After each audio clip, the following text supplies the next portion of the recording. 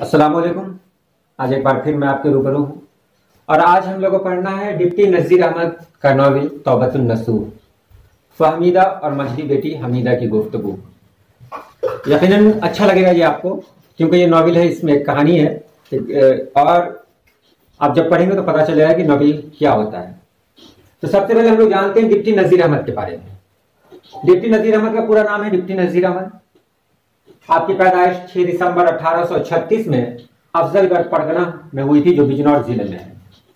तालीम अपने वालिद सादत अली से हासिल की इन्होंने और फिर उसके बाद दिल्ली कॉलेज चले गए। 13 साल की उम्र के थे कि वालिद का इंतकाल हो गया। इन्होंने कई जगह नौकरी की, आखिर में कानपुर में मदारिस के डिप्टी इंस्पेक्टर बने, इसीलिए इनके नाम के साथ डिप्टी जुड़ गया। इनका जो नॉवेल है मीरतुल उरूस, जो 1869 में शाये हुआ, इसके अलावा जो नॉवेल है वो तौबतुन नसूह, नबातुन नाश, रुआए सदका है। 28 दिसंबर 1910 को आपका इंतकाल हो गया फालिज की वजह से। अब जो नॉवेल में हम किरदार दिखेंगे वो किरदार कौन कौन से हैं वो आप देख लें। वालिद का नाम है नसूह, नाम ही है तौबतुन नसूह, यानी नसूह की तौबा। तो वालिद का नाम है नसूह, वालदा का नाम है फहमीदा, यानी माँ का नाम है फहमीदा। बड़ी बेटी का नाम है आलिया, मझली बेटी का नाम है हमीदा, छोटी बेटी को बउआ कहा गया है और 2 बेटे हैं कलीम और सलीम। तो ये तो आपने जान लिया। ये गुफ्तगू किसमें हो रही है? फहमीदा और मझली बेटी हमीदा में। फहमीदा माँ है और हमीदा बेटी है, मझली बेटी है।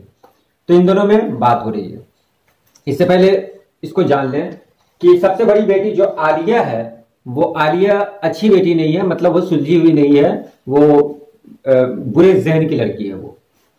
और ये जो मझली बेटी है ये बहुत छोटी है और यही बात कर रही है।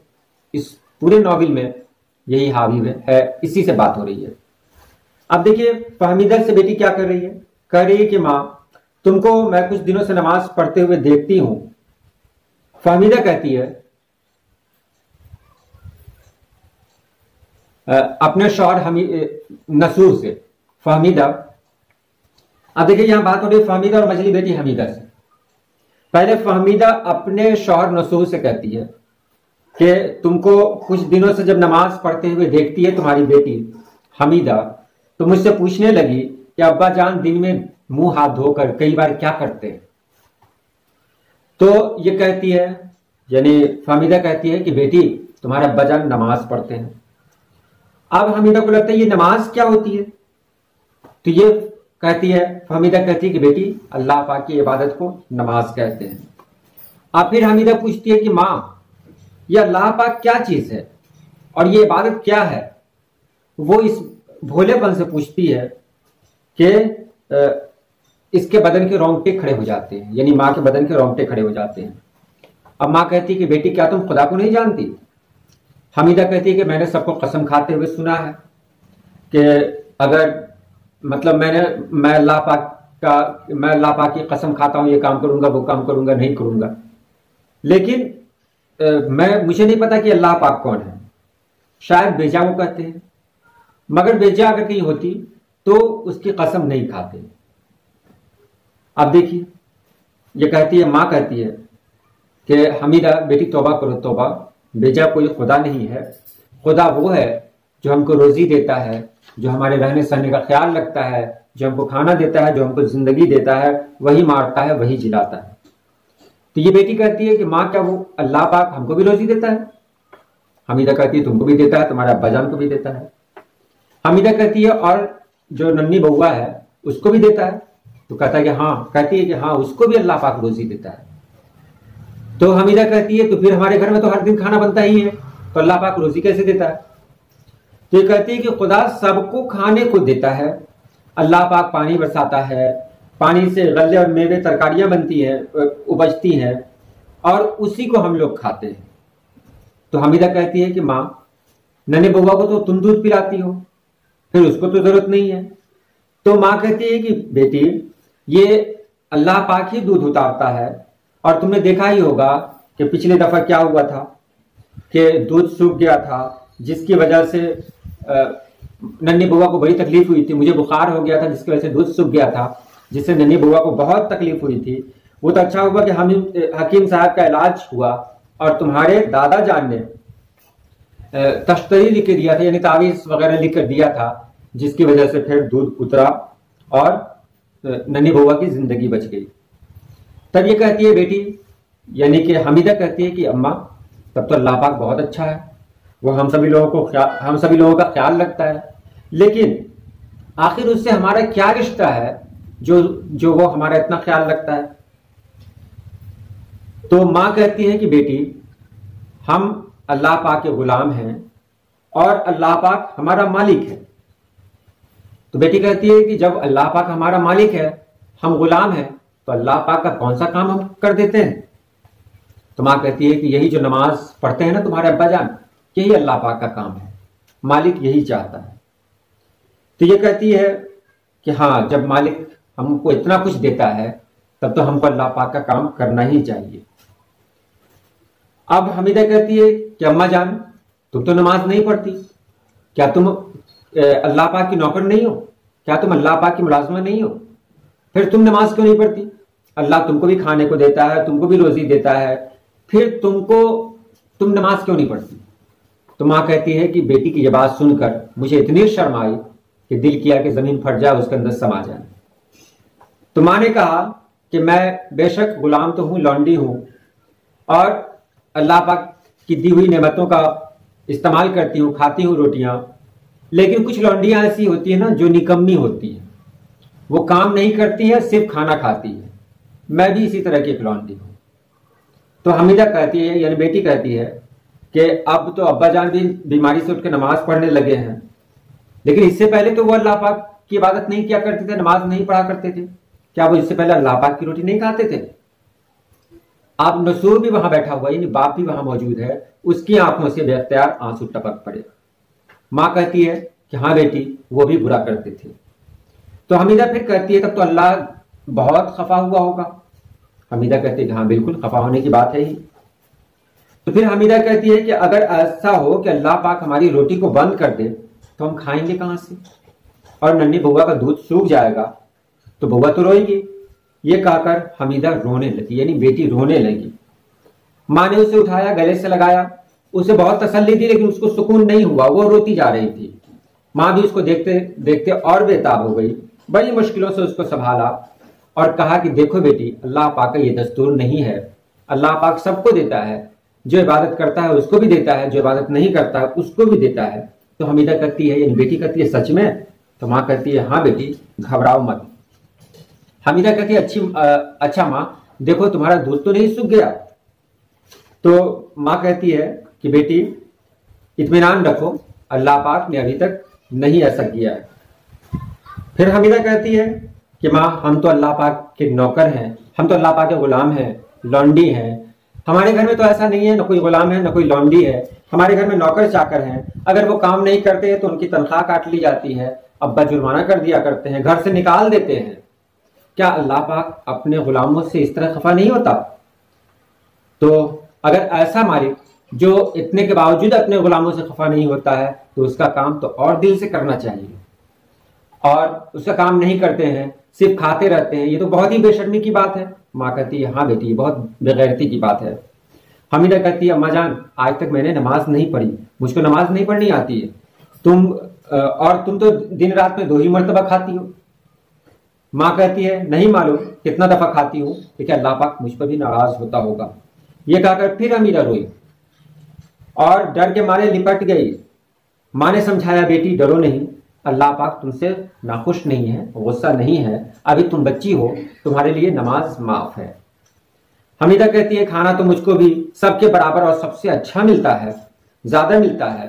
तो फिर माँ कहती है हाँ मिलता है, ये सब खुदा की मेहरबानी है कि तुमको काम से माफ रखा है, ताकि तुम जब बड़ी हो जाओ तो इसके बदले और ज्यादा काम करो।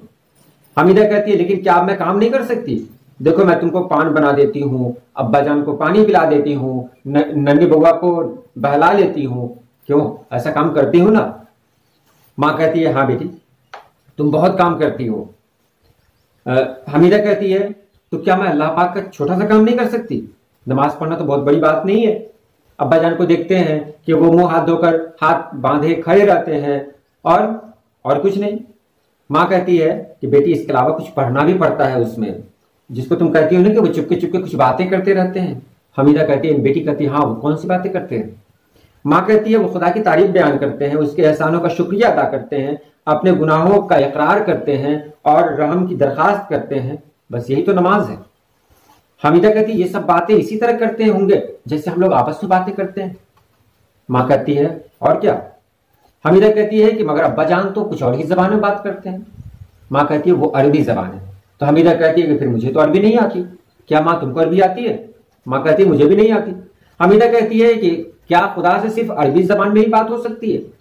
माँ कहती है कि वो सबकी बोली समझता है, सब जबान समझता है, यहां तक कि वो दिनों के हालात को भी जानता है और वो आने वाले दिनों में यानी हमारी जो प्लानिंग, हमारी जो सोच है उससे भी वाकिफ है। हमीदा कहती है ये कैसे? माँ कहती है कि इस तरह कि वो हर वक्त हर जगह मौजूद है, कोई भी बात उससे छुपी नहीं है, वो सब कुछ देखता है, सुनता है, आने वाले दौर के बारे में भी उसको पता है, गुजरे हुए वक्त के बारे में भी सब कुछ जानता है।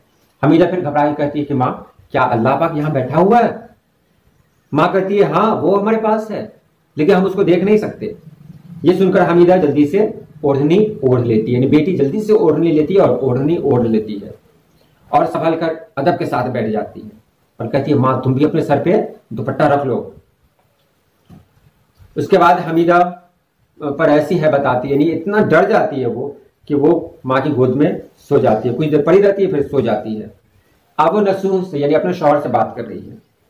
नसूर कहते हैं क्यों, इसमें डरने की क्या वजह थी? तो फमीदा कहती है कि मैं कहती थी ना ऐसी छोटी सी लड़की और ऐसी बातें, इसको तो कुछ हो गया है। नसूर कहते हैं कि मजहब में बड़ी खूबी और उम्दगी तो यही है कि वो ऐसी बातों की तालीम देता है जिनको हर शख्स समझ सकता है। कहते हैं मजहब तो यही है, वो ऐसी बातों की तालीम देता है जिसको हर शख्स समझता है।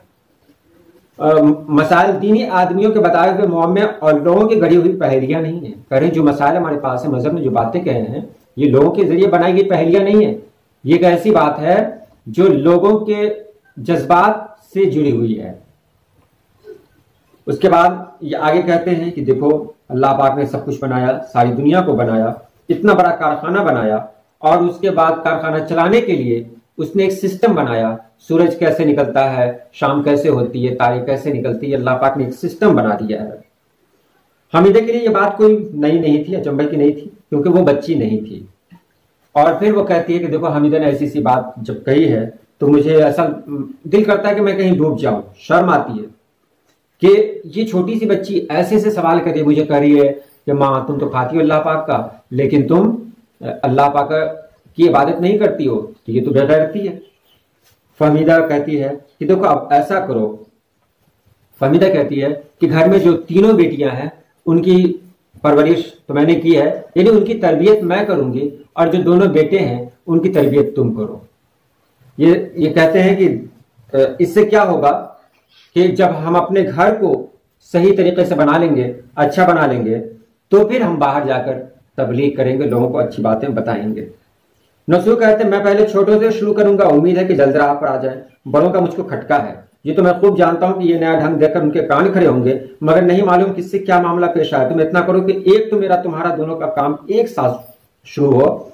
जब अंदर बाहर दोनों जगह एक ही बात का चर्चा हुआ तो कोई ये ना कह सकेगा कि देखो खासकर हमारे पीछे पड़े हैं, औलाद सब बराबर, उनसे कुछ तवरुज नहीं। दूसरे ये कि तुम्हारी हर अदा से ये बात पैदा हो कि इस मामले में हम दोनों के एहतमाम खास हो, क्योंकि जरा सा ज़ौक़ भी जाहिर होगा तो तमाम तर इंतजाम दरहम बरहम हो जाएगा। कहते हैं कि इसके लिए जरूरी है कि पहले हम लोग क्या करें कि अपने यहाँ पहले अपने घर पे काम करें, अपने बाल बच्चों को ठीक बनाएं, और जब हमारे अपने बाल बच्चे ठीक हो जाएंगे फिर हम दूसरों तक चलेंगे।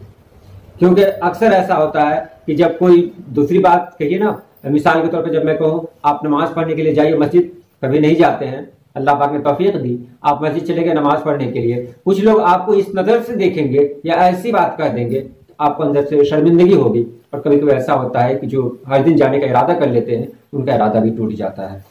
तो ये रहा आपका सबक। नजीर अहमद कब पैदा हुए थे बता दिया गया है। इसमें जो कुछ सवाल है वो सब बताया गया है, इसमें कहीं से कोई ऐसा सवाल नहीं रहा जो इसमें बचा हुआ है। तो चलिए, अगर कोई सवाल है तो कमेंट बॉक्स में आप लिख दें, मैं आपको बता दूंगा, या व्हाट्सएप नंबर है, व्हाट्सएप पे आप कांटेक्ट करें, मैं आपको मतलब जो भी जवाब है आपके हवाले करूंगा, अगर कोई परेशानी है तो। चलिए आज के लिए इतना ही। अल्लाह पाक आप सभी लोगों को खुश रखे, आबाद रखे। अल्लाह हाफिज।